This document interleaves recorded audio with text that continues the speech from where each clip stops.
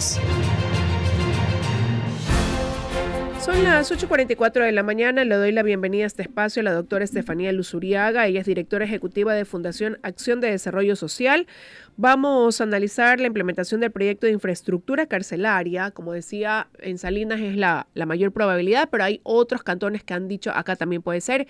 Bienvenida, doctora. Buenos días. Buenos días, Liz. Muchas gracias por la invitación. Bueno, ya lo veíamos, este gobierno tenía la propuesta de construir dos cárceles nuevas de máxima seguridad, una Santa Elena, ya delimitado es, en Santa Elena delimitado ese lugar, pero los habitantes de Archidona en Napo dijeron no queremos que sea aquí, esto trae mucho riesgo, mucho peligro. Sale el alcalde de Salinas y dice, yo sí quiero, porque esto genera mano de obra, empleo, producción en el cantón. Y ahora, por ejemplo, pues Muisnen Esmeraldas piensa de la misma manera y también se han ofrecido a que pueda hacer ahí, y Sucre en Manabí, por mencionar dos cantones más. Pero, ¿cómo considerar cuál es el lugar idóneo, a lo mejor, ¿no? Para una infraestructura de máxima seguridad, una cárcel de máxima seguridad en el país? Bien, definitivamente lo que hemos visto es la respuesta de diferentes gobiernos locales que se han sumado a este plan por la paz del país. Me parece que eso hay que destacarlo.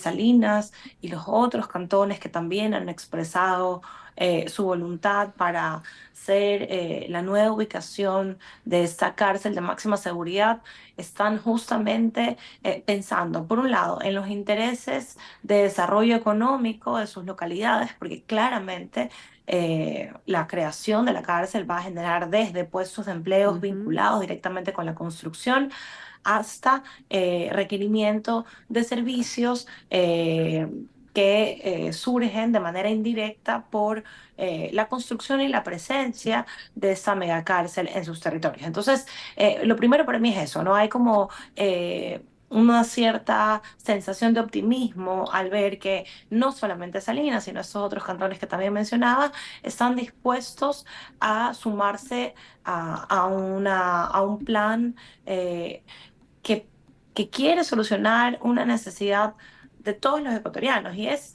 se requieren mayores plazas en centros de rehabilitación social. Eso es una realidad nacional, es decir, no dan abasto a una de las críticas que se hace y tanto de las organizaciones que trabajan en pro de los derechos humanos, pero también desde las instituciones que velan por la seguridad y el control de las cárceles, es que necesitamos cárceles con más tecnología, ujú. cárceles de máxima seguridad y más espacios para poder bajar el hacinamiento y contar con la infraestructura suficiente. Pero es que esto que usted acaba de mencionar, a lo mejor, ¿no? La necesidad por un lado, por otro lado, el generar, como digo, trabajo al construir esta infraestructura, se contrapone con el miedo que tienen también los habitantes del lugar que se escoja para que se esta cárcel, por lo que ya hemos visto estas revueltas que hay en los distintos centros carcelarios, porque no se convierten en lugares de máxima seguridad, aunque su nombre lo diga,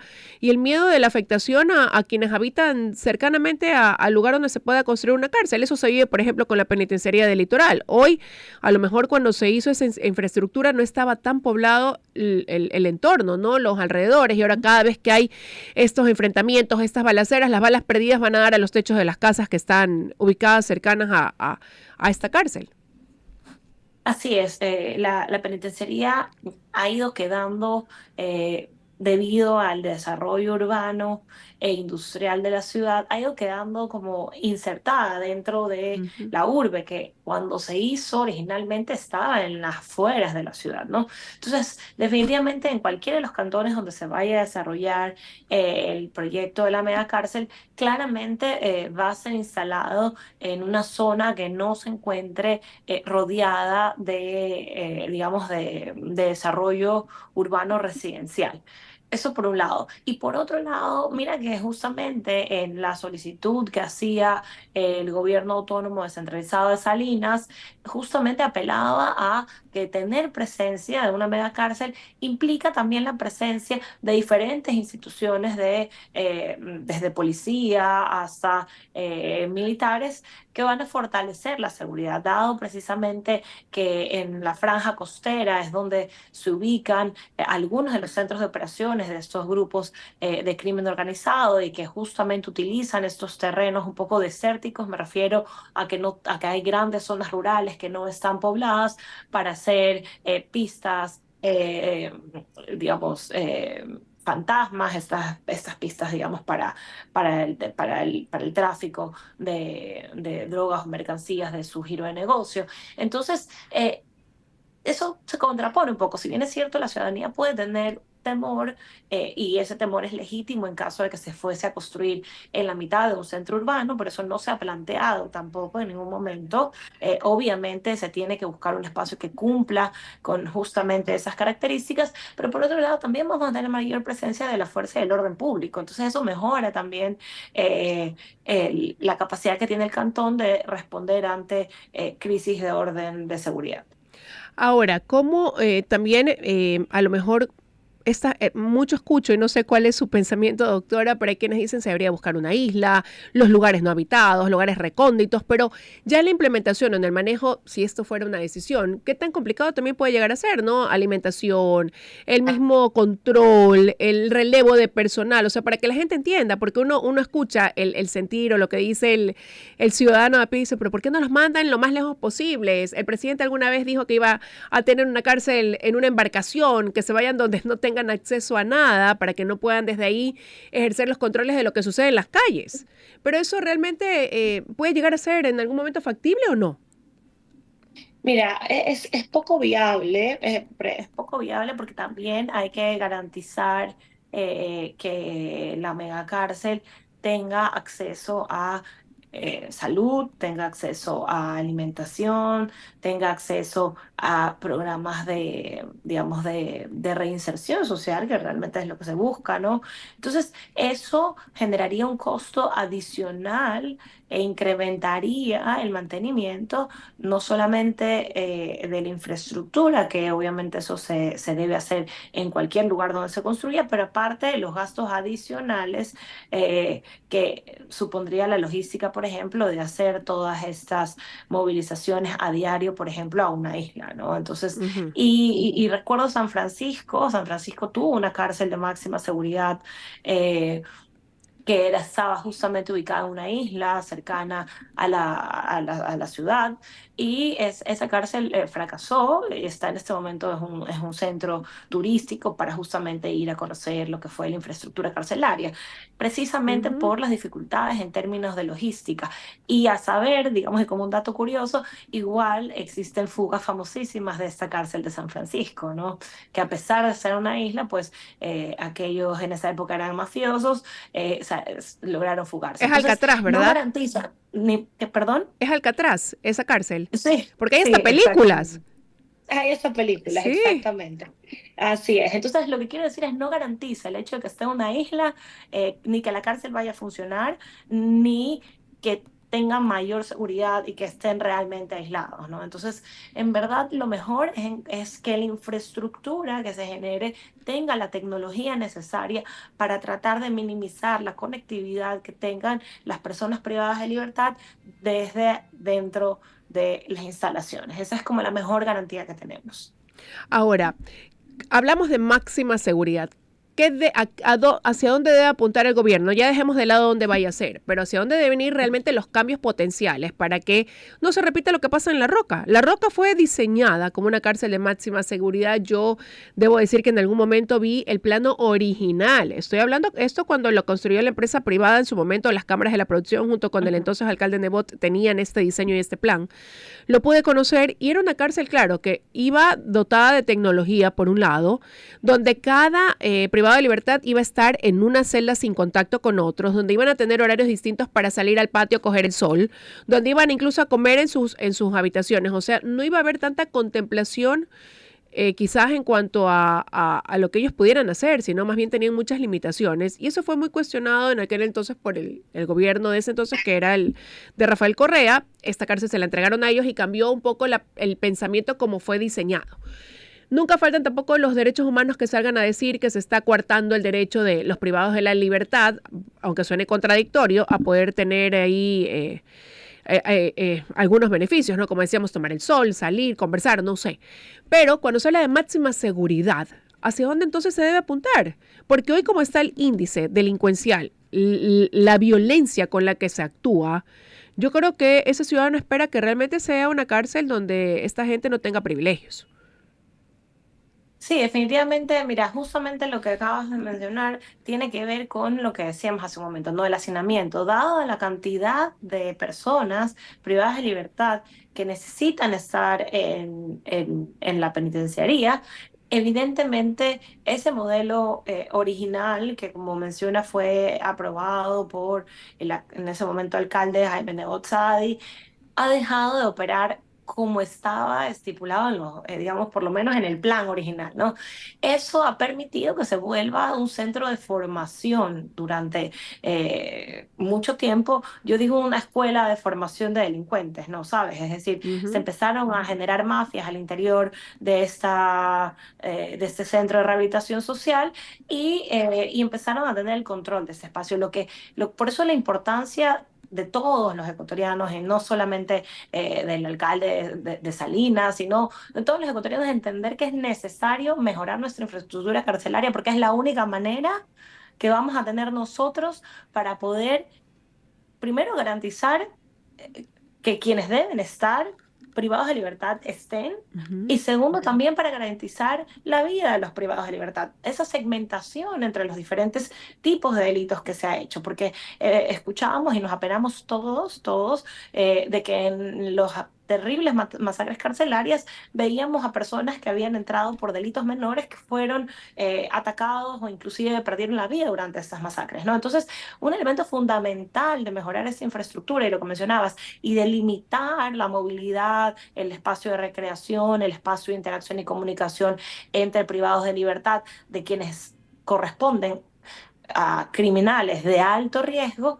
es necesario por el bienestar de todos, de los que estamos fuera y también de las personas que se encuentran en ese momento privadas de libertad. Ujú. O sea, primero habría que pasar por esta depuración, realmente entender que quienes tienen que estar en una cárcel de máxima seguridad son quienes han cometido delitos execrables. No hablemos de la persona que tiene una deuda por pensión alimenticia, a lo mejor, ¿no? Hay una gran diferencia entre eso y un sicario. Así es, correcto.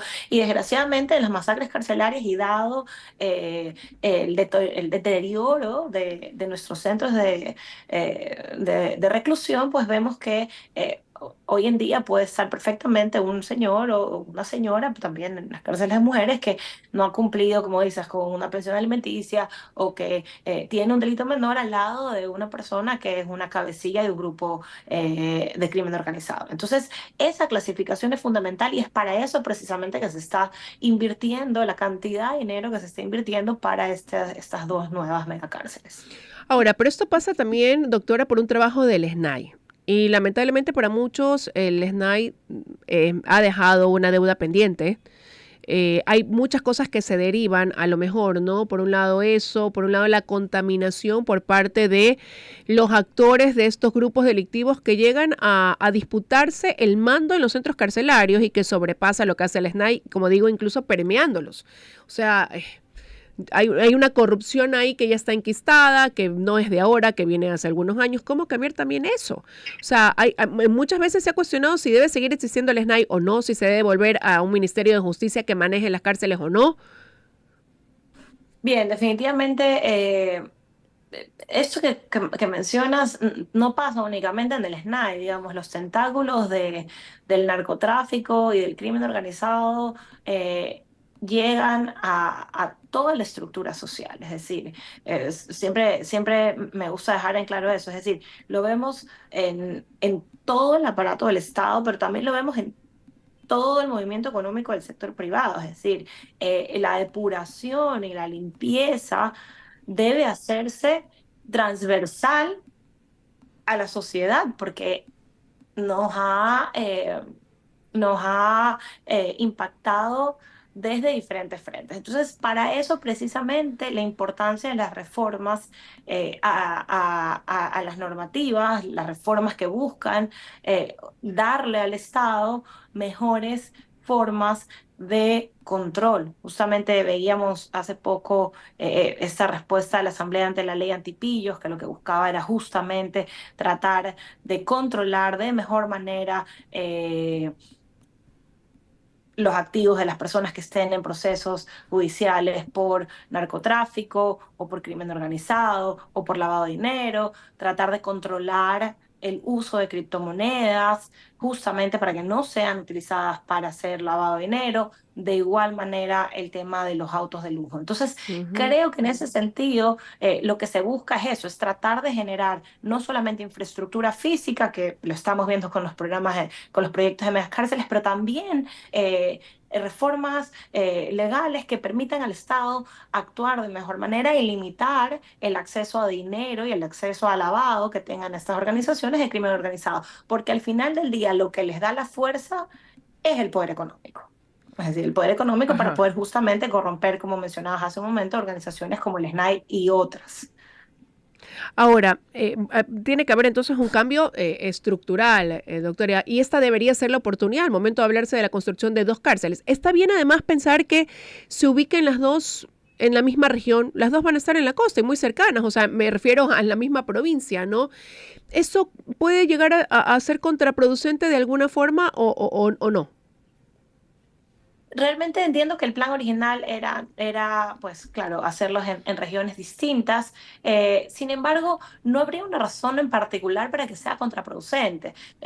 Más bien podría inclusive facilitar la logística entre ambos centros de reinserción social y claramente habrá que ver pues en definitiva el gobierno nacional acepta la solicitud de Salinas, que ya hubo una respuesta, pero han surgido estas otras